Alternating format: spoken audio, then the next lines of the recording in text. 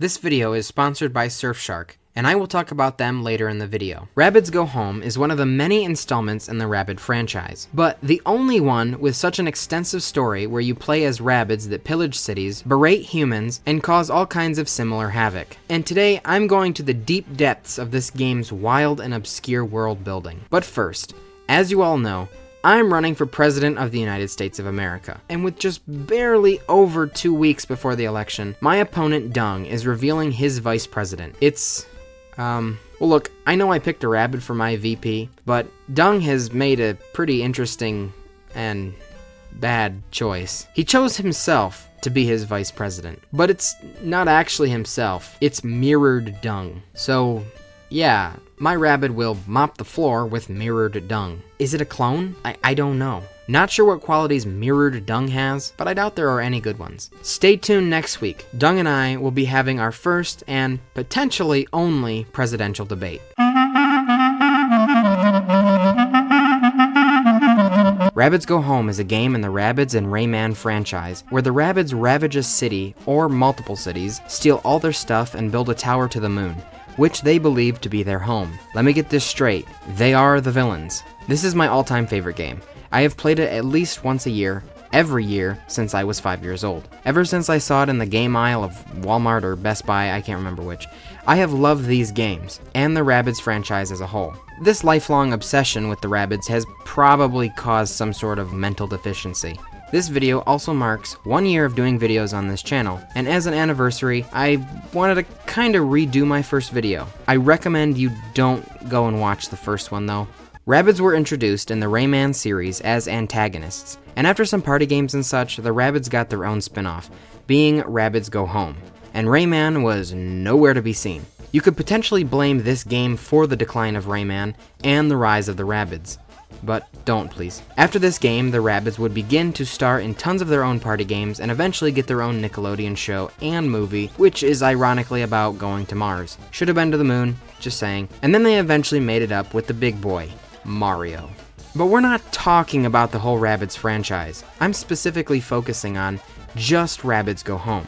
Rabbids Go Home is very different from all the other Rabbids games, because it's the only one in the franchise that has an actual story, and isn't just a party game. I'm going to go as far and say that the Rabbids in Rabbids Go Home are a completely different subset of the Rabbid species. Our story begins in the Junkyard, where the Rabbids live. There's like maybe 20 of them. Not exactly sure, but this is where they spend their days. Not sure how they got there, not sure why they choose to live there. They sleep on these light bulb things. I still have no clue what these are. But they see in the sky the moon, which reminds them of the light bulb things. Next, they devise a plan to steal hundreds of thousands to even maybe millions of objects to build a giant tower to the moon. This is where the main characters come in, Rabbid and Rabbid. They have quite the affinity for this shopping cart. One is the pusher, one is the rider. Don't take that out of context. They ride around in a shopping cart the entire game. They also wear human underwear. There's a third Rabbid you technically play as, called the Cannonball Rabbid, which you shoot out of your Wiimote.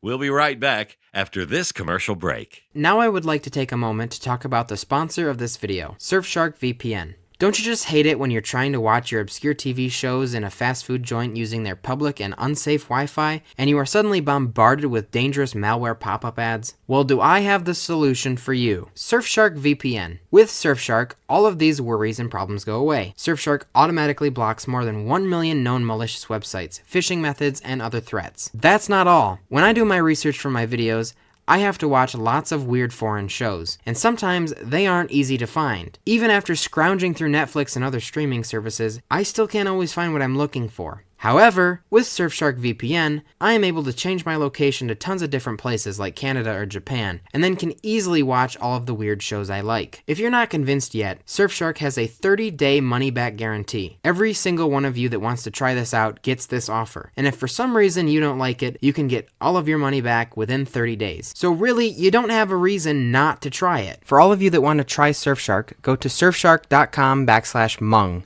or click the link in my description. You will get 4 free months of full access. Good luck finding a better deal than that. It's a great service and has helped me tremendously. Now, back to you, Mung. Thanks, Mung. All of the other Rabbids are non-playable. The first of them is Painter Rabbid.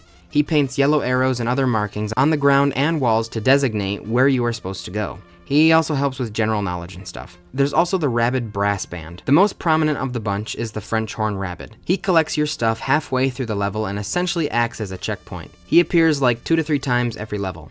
There's Tuba Rabbid. He appears maybe 6 or so times throughout the entire game. He has ungodly strength, able to rip concrete up from the ground. In the sections he's in, you have to collect 5 red pipes to make a tuba sound, then you can use the Tuba Rabbid as a launch pad to further progress into the levels. If they all work together, I don't know why he wouldn't just help them in the first place. Also, I called him a he. Do they have genders? If they have genders, that does sort of imply they mate, which is lovely to think about. Anyway, the other 2 members of the band are the ones that play the clarinet and the drum. They don't do anything except for appear with the rest of the band at the end of the level cutscene. So real quick, let me tell you how the game works. You begin the game in a handful of different buildings, just depends on the level. Most generally, you progress through most of the level, collect stuff, which is almost never mandatory, and then you make it close to the end and get your big item, also called XL stuff. There are one of these big items per level, and that's the goal of each level. Once you steal the XL item, you bust through the wall to a bathroom hidden behind it and flush everything down the toilet. Both the XL item and every small item you collected in the level. All of it. It goes through the sewer and ends up in the junkyard. They get a little overboard with what is flushed. They flush an entire airplane. The game has 30 main story levels, and those levels take place in roughly 8 different locations.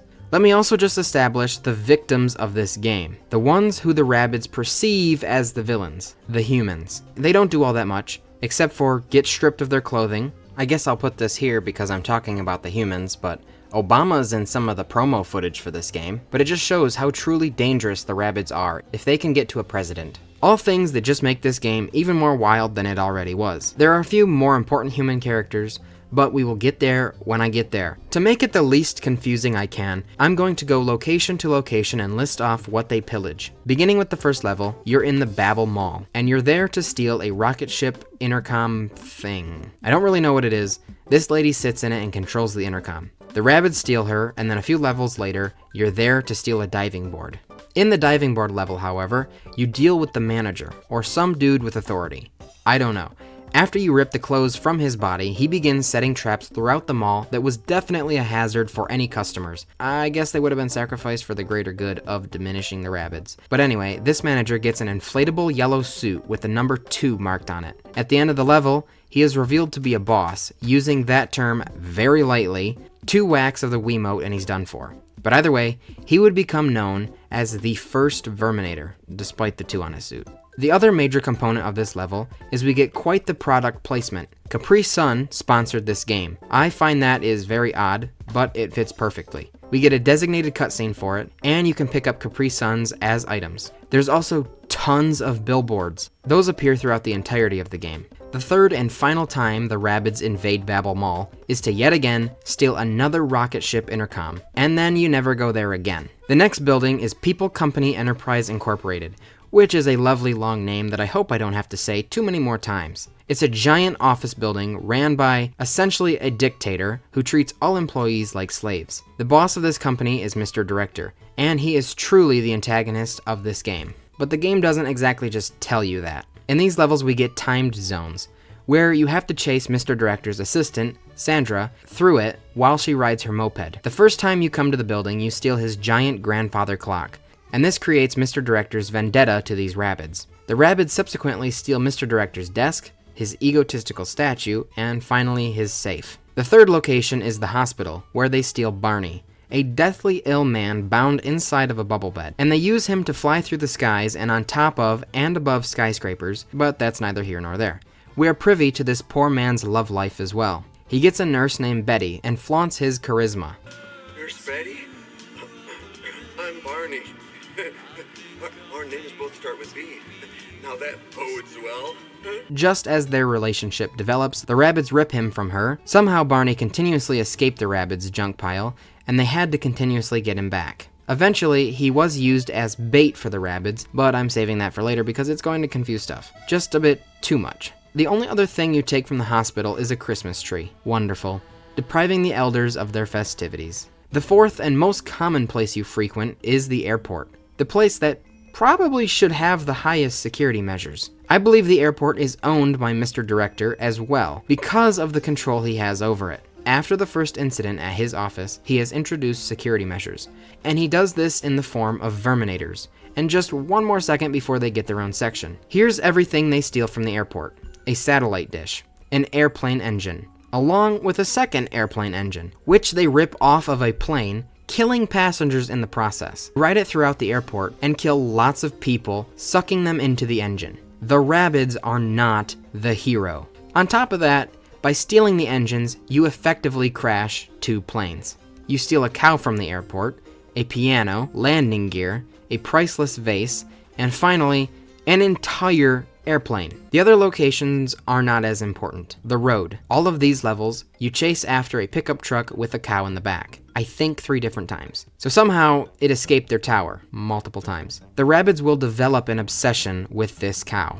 They also steal the pickup truck's tire twice and use it to go tubing. They go to a farm once and steal an old beat-up car. They go to an atomic reactor plant and steal the atomic battery, which should probably be alarming. They go to a construction site twice, once to steal a cow, and a second time to get a trailer thing or something. I don't know what that is. And the last major location they go to is the Verminator factory, twice, to steal their water pressurizer. I think that's what it is. Maybe. They don't tell you this stuff. And the other thing is to steal Barney back, which, yeah, confusing. But now onto the Verminators, the main villains of this game. The Verminators are just regular humans in inflatable suits. I believe that Mr. Director's initial run-in with the Rabbids led him to create this Verminator organization, possibly with the help from the first Verminator. There are multiple different types of Verminators, each with different skills. Going in number order, number 3 is known as the Verma Penguin. His ability is charging at the Rabbids. Number 4 is known as the Verma Jumper, and he jumps, hovers, and then lands on the Rabbids. He is sort of seen as the mascot of the Verminators. Number 5 is the Verma Torch, and he wields a laser gun that he uses to zap the Rabbids. Number 6 is the Verma Top, and he spins like a top. He could have been cooler. And then number unnumbered is the Vermitank. He's all spiky pokey and also charges at the Rabbids. You have to hit them twice from behind to defeat them. There is a human inside of this. I don't understand how it's balancing on this single wheel. Speaking of defeating them, after 2 bois attacks, they inflate and pop. I kinda wish these guys were a little bit more menacing. On their side, they do have bomb turrets, and they shoot bombs. That's about it. And they have Verma Dogs, which are a combination of regular dogs, dogs wearing helmets, dogs wearing bombs on their head, which explode after like 10 seconds. And then there are green Verma Dogs that also wear inflatable suits. And then there are ones in red suits that also explode. Animal abuse is quite the recurring theme.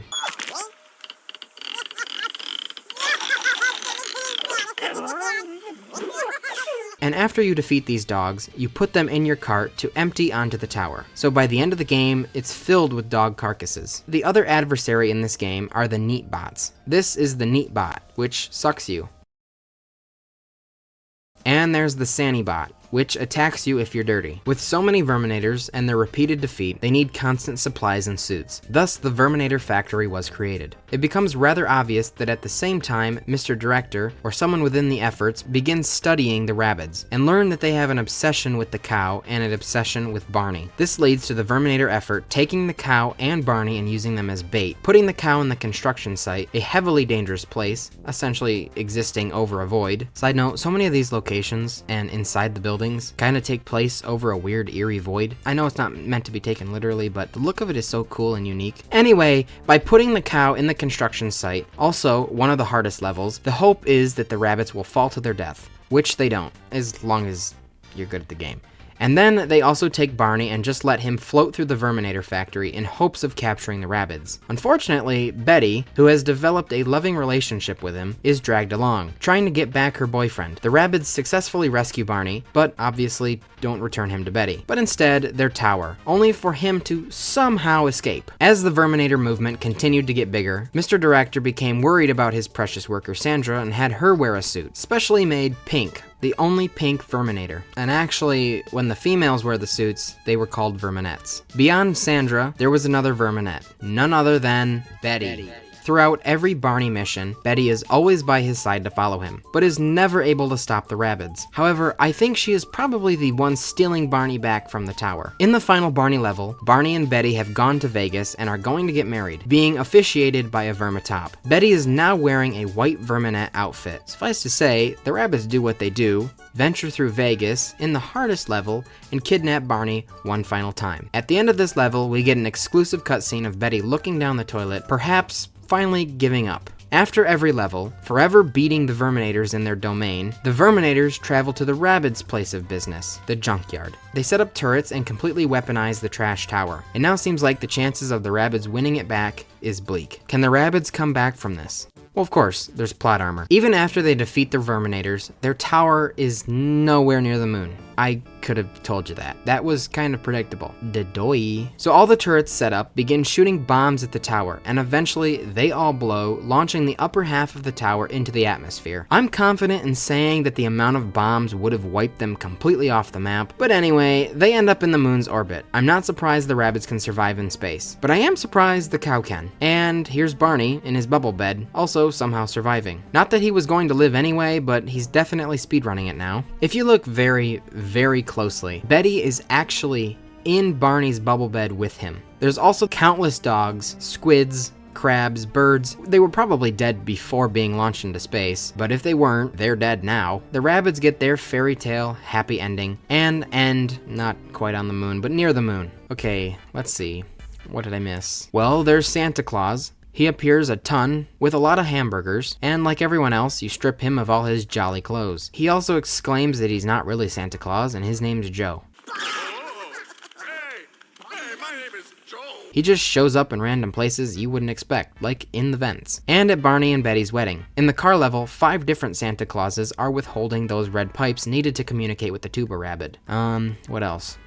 How about the game sponsors? I already mentioned Capri Sun, which is hilarious. They use this human design in a lot of the advertising, kinda like the mascot of the humans. Yet he never appears as a human in the game, only in the Capri Sun billboards, and one time in a morgue in the hospital. Yeah, there is a morgue section in the hospital. This game is wild. In the customizable Rabbid section, there's a few presets. One is a Capri Sun Rabbid, along with a Best Buy and Geek Squad one, so they also had some sort of sponsorship deal in the game. They also have one of the Teenage Mutant Ninja Turtles, those dudes from Assassin's Creed, I don't know who they are, and some other guys that Ubisoft own the properties for. One of the secret code unlockable skins has been locked to this day. For 15 years, no one has known the code, until finally, just a few months ago, someone finally figured it out, and turns out it's an Amazon skin. So similar to Best Buy and Geek Squad, there must have been some sort of sponsorship there. What else? How about this cutscene in the game files where they're taking a chandelier back to the junkyard? There is no level with a chandelier, so this must be from a cut level. What else is important to mention? Oh yeah, child abuse. They go to this one area and shake this baby in its stroller and take it to the moon, which then implies, you know.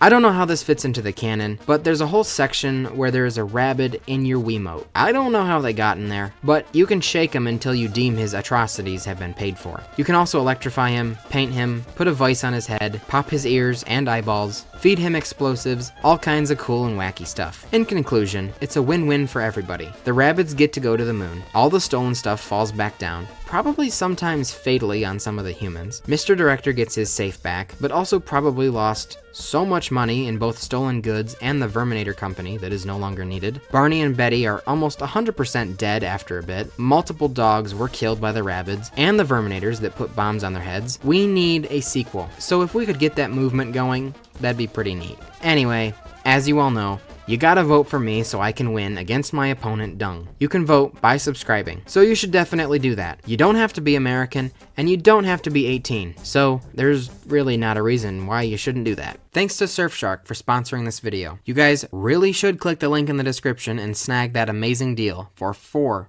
free months.